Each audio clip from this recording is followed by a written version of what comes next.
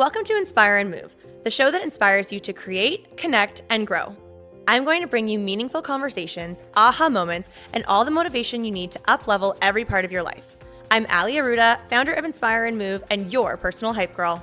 I've gone from fashion school to celebrity stylist to corporate marketing to brick-and-mortar entrepreneurship with my husband, each time learning incredible lessons how to pivot, reimagine, and implement the steps to become successful. I'm passionate about inspiring others to live their best life, a life of joy. We have the power to design a life that we love, because life is too short not to. The best part is that you weren't meant to do this alone. If you feel like you are meant for more, let me ride shotgun with you, and together, let's get you to where you want to go. Hello, everyone. Welcome back to the Inspire and Move podcast. I am so excited today to be here back in the studio at Pearl Street Studio in beautiful downtown Burlington, Ontario, with my dear friend Liana of Rocking Vibe. She is a powerhouse. She is the founder of this exceptional jewelry company that is more than just jewelry. It is so much more than that. And we are going to dive into that today because she has played a pivotal role in the world of Ali Aruda and Inspire and Move, being a part of our big, beautiful event, Women Inspiring Women, last year and again this year, and also outfitting me with so many amazing pieces. And I'm just so excited to have you on the show and grateful for your energy. Thank you for being here. Thank you for having me. I'm so excited to chat with you and share what I have to share. Yes. And have this conversation. Let's go right back to the beginning because I know and I love that you have a visual reference for anyone that's watching this on YouTube, but there is such a significance behind Rocking Vibe and the story behind it, the packaging that you choose to use for everyone's pieces that they purchase. Take us right back to the beginning of your vision and the story behind Rocking Vibe. The way the vision evolved, it's actually an expression of my journey in a way, and some of the lessons I received when I was a child, and then what I chose to leave behind and sort of share. So it's very intentional, and it's fashion meets self-empowerment. So I grew up, I was raised by my grandma in the USSR. We split our time between Uzbekistan and Moscow. So in Uzbekistan, we were free birds running around the streets. It was very, very, I don't want to say first world country, but it was very undeveloped. And then through the years, I'd spend my time in the streets of Moscow, which was very refined, very elevated. It was a city, ballet, the arts, everything, right? So then I was shaped by two of these polar opposite forces, just a true hippie and more a city girl. So when I was 8, being raised by my grandma sat me down and she gifted me a pyramid. Kind of something like this. It was a pyramid that would open, and this was a really powerful lesson because she told me that it was magical. She said, Liana, this is a magical pyramid, and what I want you to know is that this is a tool you can have for the rest of your life. All you have to do is you have to know what you want in life, and when you make that wish, you have to write it down. And when you write down the wish, you put this in this pyramid, and then you leave it in here, and that you remember that it's there. And trust me, the magic of how it works out is the wishes will come true because this is a magical pyramid. And I just remember listening to her, and I was a child at a time, and I believed in magic and I believed in all that, and I used this. I didn't yet realize what it was, like the science behind it. To me, it was magic. But how goal setting, how writing things down, how getting the clarity. I remember sitting there and just questioning myself, like, what do I want? Oh my gosh, I can have anything, but what is it that I want, right? So that was a muscle that I started developing, and I had that pyramid for like a really long time until we moved to Canada. We moved to Canada, it was an overnight move. It was kind of like, we're going to Canada, this will be your new life. So you get a suitcase, and whatever can fit in that suitcase, that's what's coming with you. Wow. And everything else is staying behind, and you're going to have this beautiful new life with opportunities. And I remember being excited, and I remember packing my suitcase and choosing like what is going to come with me to this new life. So I would say like 99% of what I've had in my first half of my life, I was 14 at that time, stayed behind. I came to Canada, new opportunity, and we started from nothing. I remember coming here, the food tasted different, the smells were different, the language was different. I didn't know English at a time. And that's when I discovered jewelry. That's when I turned to jewelry because it almost was like an intuitive pull, like a meditation. But instead of meditation, I chose jewelry making. And so I love this. Had you been drawn to jewelry with your transition coming to Canada as a way of, I don't want to say dressing up or embodying a different personality? No, jewelry, the way it had meaning in my life was because I was raised by my grandma. My mom was away a lot. My mom had a lot of jewelry. So whenever my mom would leave for long times and she would leave for summers, like I remember just going to her jewelry box and putting on her jewelry and feeling connected, like feeling like she's with me. All of her jewelry were also like crystals and gemstones, jade and like stuff like that. So I think my affinity and my connection that jewelry is more than just how you look. It would make me feel like I was supported by her when she wasn't there. I love that. So, and that's how jewelry, like it was implanted, like it was a tool for me right from the start. And then that pyramid from my grandma, and then coming into Canada and having it serve me, having that art serve me as in the most transformative way, because at that time when you're 14 to the time you're 16, you're developing from a child to a woman. And at that time when I was completely alone in a way, like everything that I've known as a child I didn't have, so I was like starting over, redeveloping myself, like transforming myself at the same time without any of the support. Like I didn't have my best friend, I didn't have anybody. So jewelry came in, crafting came in, making it came in. I started making pieces that resonated. I would wear them, if they felt good, it like tied everything together. And then when I adapted, actually made friends and became a true Canadian, became like this was my home, it sort of faded. And then I rediscovered it when I became a mom. When I Okay. became a mom for the first time, like as I was telling you, my mom wasn't around much. So I was really, really anxious. I had a daughter and I was like, how do I do this? How, like, I don't remember, like, it wasn't shown to me. So I turned back to the jewelry because I felt similar feelings that I did when I was 14, when I was like, I don't know if I can do this. I don't know what to do. What's the next step? It didn't come with a guidebook. So it was almost like I was older, more mature, but the emotions I was feeling, those primal feelings of like, am I enough? Yeah. Can Or I the do this? unknown. How to do, what's the next step? Like so it came back and it started serving me. And then it just never left. And then I became obsessed with jewelry and spending money on crystals Yeah. to the point where one day I went to a store in Toronto and I bought so many crystals and I was driving home and I remember feeling like, what is wrong with you? Like, you're not a kid anymore. This is not a hobby. Like, you can't just spend money on like extravagant crystals. Like, what are you going to do with them? You have so many. And I just felt so irresponsible in my head. But I couldn't stop. I couldn't just put them down. I was like, no, you guys are coming home with me. Yeah. And on that drive home, the brand not manifested, like evolved in my head from like, oh, I know, I should just share it with the world.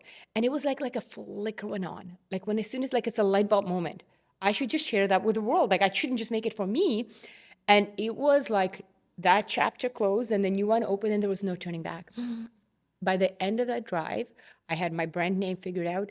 I had my mission figured out. I knew I would have a pyramid. I knew it would be crystals and rocks, something that's so grounded and natural and not mass produced, and that this would be an empowerment piece for women. Okay, well, there's so much to unpack there because as you were talking about the emotions that really connected you to the art of making jewelry between coming to Canada at 14, but then entering motherhood, I got from that it feels like jewelry and making jewelry more specifically is really grounding for you. It's very grounding for And so me. it's so interesting that you just shared that on this drive, that you had all the crystals, you came up with the name, the brand, the mission, and what it is. And I love also that you said it's not mass produced. But I'm not the only one that the jewelry is grounding for. If you think about jewelry in terms of generations and historically, I mean, it goes back to the prehistoric, like where people would put stones on them and express who they are with very unique jewelry that they would make. It was never mass produced. It was never meant to be. It was always intimate. Even like the rings that we get as exchange for when we find our person, right? The pieces that are usually most cherished in anyone's life are those passed down from your grandmother. It's not that expensive Tiffany's thing that you just bought, right? It's that priceless thing. And if you think about kids, and if you look at the kids when they're out in nature, they're always putting rocks in their pockets. right? They're always like bringing in rocks. They're like collecting shells. Connecting with nature is primal. We are products of Earth. And so a really interesting thing that I like to talk about, I actually have a degree in science. So I play with crystals for a living, but I have a degree in science. So whenever I can't make sense of something, I'm always like, well, how can I explain it in terms of science? Okay. Well, energy and frequency, right? Love it. If you think about music, when we tune our instruments, there's always a certain frequency that defines the B note, the C note, whatever it is, a violin or the guitar. You're tuning it to a specific frequency. Well, we also function at the optimal frequency. And we're not stable in terms of frequency. We can change by having a fight with somebody. We can change by feeling our emotions change our frequency. Our energy shows what our current vibrational status is. Okay? So people think like, oh, we need to vibrate at the highest frequency. It's actually not true. What we need to do is vibrate at the most optimal frequencies, tuned in to that optimal thing, whatever it is that for you. And it's ever evolving, like your shoe size, like your voice as well, like when you're growing up, like whatever your moment is. Are you in your mom era right now? Are you in your entrepreneurial era right now? What is your frequency? And nature is our tuning fork. So if you are ever faced with a decision and you're like, I'm unsure of myself, I don't know what to do, open up the window, get the fresh air, look at the sun, look at the stars, touch earth, touch wild water, touch your crystal if you have it on you, touch another human that serves you. Okay? So, sometimes when you hug that right person, it's not because of like the hug serves an unexplainable calibrating function. Do you ever feel like that when you hug the right person? It's always like, this is exactly what I needed. And how did you do that? Oh my gosh, yes, because like there's Right? the one piece is the physical touch, but it's more so probably the energy that is because passed. the energy, how the science works, it's always like this, the neurological synapses, like it travels like a domino effect. So it's kind of like E.T. Do you remember that moment of the E.T., like when they touch the finger? Touch the fingers, yes. Right? That connection. Well, when you touch, like I'm using one of our crystals, but it can be anything. It can be a plant, it can be a person, it can be wild water. Like I said, when you touch, it calibrates because this is stable. Unlike us, who we can decalibrate. I don't know if that's a word. Yeah, we'll make it a word. We'll make it a word. When we can shift out of the correct frequency, this is stable. Nature is stable. So this is why people say you go to nature to heal. You go to the woods. You go on your vacation. When people go on vacation and they come back all rejuvenated and they're a powerhouse. All of a sudden they're in their power. They're like, oh, I know what I want in life. They're so confident and they're going for it and they're accomplishing things that they didn't before because they felt burned out. A lot of the times, those are the people that are usually so disconnected from nature due to their environment. They're living the city life. It's fast paced. Maybe they're not getting enough fresh air because their hours are long. But when you go on a vacation, you feel like you're rested. That's how we explain it rationally. But actually, it's because most of the time when you're on vacation, you are out in nature. You're reconnecting. You're healing your frequency. You're realigning to such a stable degree. So when you come back, you're refueled. And that's when it comes. But if you recognize that is such a powerful way to live your life. If you recognize that you need refuel, not just what you eat, not just who you hang out with, but how you care for your energy, like that frequency that is literally how you go through the day. So then if you realize that, then you start adding little tools to your day. Like maybe when you're driving, open that window and take those deep breaths of fresh air. Yeah. Maybe connect with those trees. Maybe if you're by the river or by the lake, just dip your toes in it or your fingers. Like it's so cool and so interesting. Do this test. If you're by the river, just dip your arm in and wait for 10, 15 seconds. And you'll feel as the water rushes through that you all of a sudden feel rooted. All of a sudden the roots are deeper. Mm-hmm. Oh, and if you start to pay attention to that, you'll notice it more. It's kind of like what we give our attention to, we recognize more. If you don't, then you won't notice it. But if you actually start to mindfully see what works for you, because what works for you might be different than what works for me. But for sure, nature, crystals, everything the earth is what calibrates us because we're part of it. What an amazing perspective.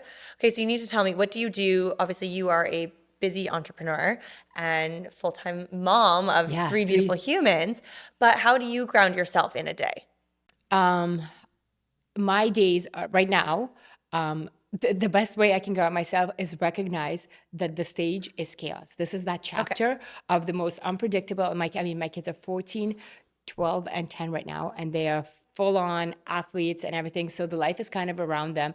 And I recognize that my days are all over the place. So I'm just open to that.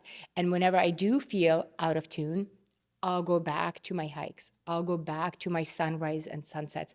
That to me, actually, for me personally, it's the sunrises and the sunsets. If I can catch that sunset, it almost like all the anxiety or or worry or sort of uncertainty fades away before that night. It's such a beautiful moment, and I think that we really embrace that when we travel. So it's so Yeah, interesting we you bring do. up travel, and Arizona is one of our favorite places, and those sunsets, they just like show off in Yeah. Arizona, and the energy, the vortex that you are in. But it is just so beautiful to really feel like you're pausing in time Right. and watching something so majestic Right. that nothing else really matters. And I think that's the most important part, because then you get to see the big picture. It's all the little noise that we think matters until you realize that, wait a second, like why am I reacting like this to the little things? Because we're so hyper focused. But when you step back and you look at the life in the whole as a whole, and like your journey, and recognize that like it has to be full spectrum. Yes. Like the sun is setting. You're not sad. You're not like, oh no, the day's over. Now what? Right? You get the evening, you get an Yeah, you get entirely the different evening. perspective. And that's the thing, like night comes. So when you have those challenges, when you have things in life that like push you to grow, or maybe you feel like are a setback, like, yeah, that it's supposed to be like this. It's full spectrum life. But sometimes we get so hyper focused that like it's not going my way, or like we just try to control it or try to force things. But then you look at the sun, like no matter what we do, if we don't want the sun to go down, if we're not ready for it to go, like we release. Yeah. We just accept it. We don't fight the sunset. Oh my gosh. Yeah, We it's such a great embrace analogy. it, right? So, and that's the thing a lot of the times, like when you use nature as your teacher, because like I keep coming back to that, we are part of it. Like we're not individuals, like we're individuals, but we're all connected in that on the earth. Like that's what our home is. That's what like we're a part of. I love this. Okay, I want to go back to when that drive after you were leaving the crystal store, Yeah. and you've come up with, is that when you figured out the name is Rocking Vibe? Rocks, vibrations. That was my thing. Vibrations. It was like it was late at night. The sun was setting. I was driving. Boom, there it and is. it's like a portal opened up. I was alone with my thoughts. I was able to enter into that like semi-meditative, like when you do that state that you can enter when you're driving or hiking, and when you're alone with your thoughts long enough, then that happens. So like it kind of opened up, and I was like, at a time I was doing photography, and my daughter was becoming school age, and all of my gigs were away on weekends. And I kind of was like, what do I want my life to look like? What's the future? Like I kind of paused for a moment, because I was telling myself, I was like, I want to be home on the weekends with her. I want to be able to say no to things and yes to her. So I kind of altered my measuring stick for success.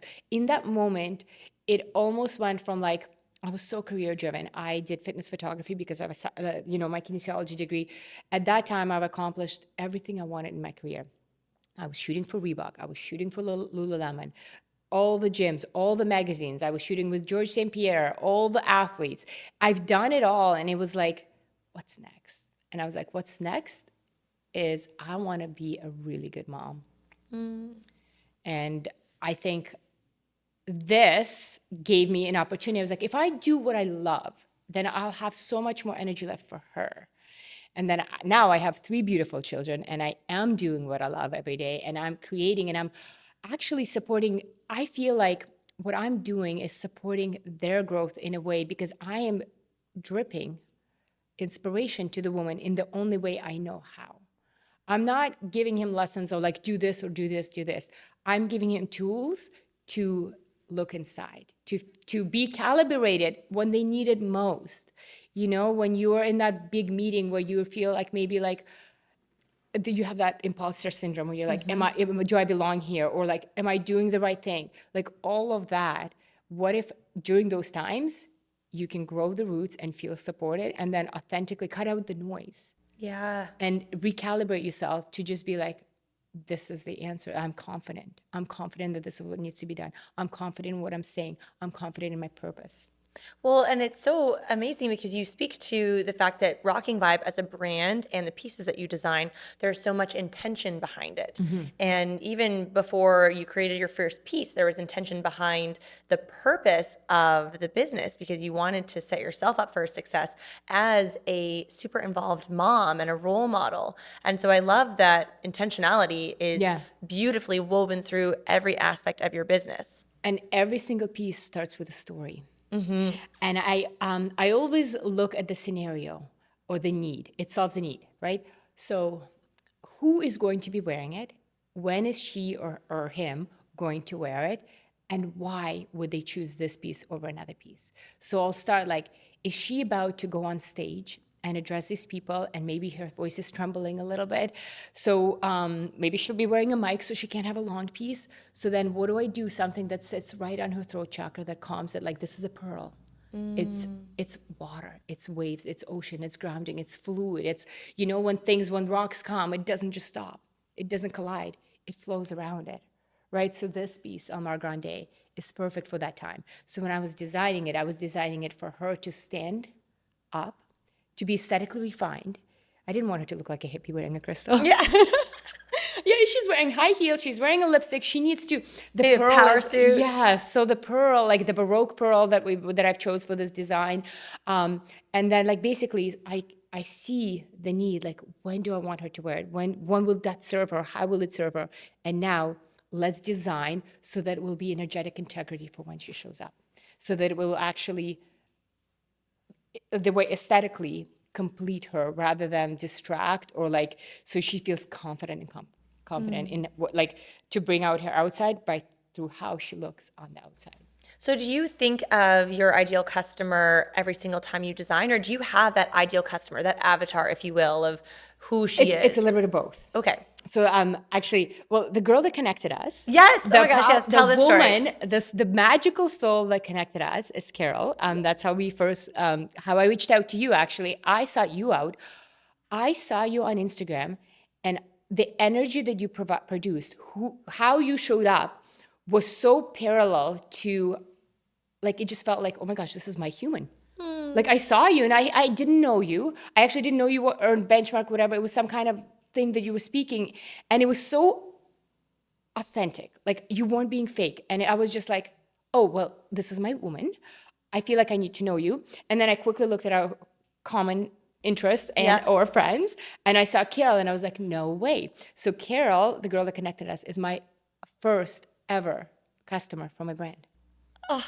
So anything that she's a lot of the times I look at her as my avatar. I'm like, well, what would Carol wear for that day? And she's kind of like, I designed for people, for my customers. There's a lot of customers since her that have inspired me, that even you come into mind now. Like, I'm like, she's going to go to LA to that. What's the thing that you do with Lori? What's it called again? But was her girlfriend's in business event previously? Yeah. Then Powerhouse Women is Powerhouse Lindsay Schwartz. Woman, Yeah, for that's example. Lindsay I'm Schwartz's like, okay, event. so Allie's going to be going there. I'm like, what should she wear? Well, like, what would serve her? And that's a piece that you got there right now on you. It's called the Rebel, and it's versatile. It's you can style it different ways. And so you've also been an inspiration. Carol was my original customer. She's connected us. And I think it's really cool because we are all connected. Do you know what I think about a lot as well? Is like, there are people that we'll never meet, we've never known, and they could have been from different generations that we share resources from.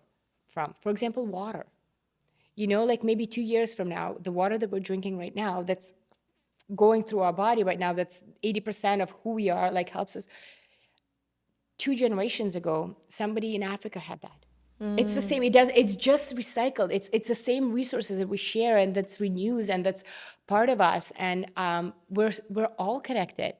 And within our circle, it's interesting to see how we're all connected. And the listeners that are listening to us right now, maybe one of them will order a piece, or maybe one of them already has a piece, and then they'll connect to that story. Maybe they'll pass it on, and who knows what kind of confidence that piece. Maybe they'll touch it at the time of the need and make that right choice.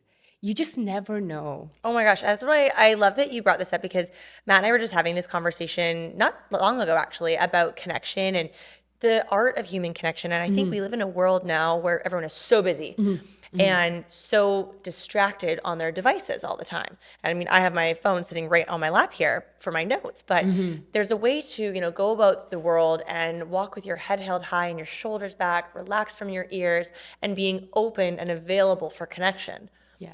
But there are so many people, probably fair to say the vast majority of humans would walk hunched over, eyes in their phones, busy with something, whether it's something purposeful like email or whatever it may be, or they could just be scrolling TikTok or Instagram and not open for connection. And the way I see it, it's a habit and it's a muscle. It's the same thing as like when we get older, we stop working out as much, right? And then we kind of get into habit. We lose that habit of like being active, right? Or like maybe it's situational because our job or our kids and it becomes not a priority. And you're so right. But individually, we can take control of that if we recognize it. Absolutely. And I think it's really cool of how much power we have over what we do. So if it's all about what your desires are. It's all about what you put in that pyramid. If you want to be more present, if you want to do that, you just have to wake up and decide to do that. You just have to wake up and be present, and one little step at a time. It doesn't have to be. It can't be a 180-degree transformation. It can be one little habit. Like right now, there's so many apps that allow you to block your own time. On Instagram or whatever. So you can do that to start off with, just to become aware of where it is that you're losing connection with people, with Earth, and in turn with yourself. Thank you so much for listening. If you loved this episode, it would mean so much to me if you took a few seconds and shared this on social media, sent it to a friend, or left a 5-star review. There is power in community, and I'm so grateful to have you part of mine.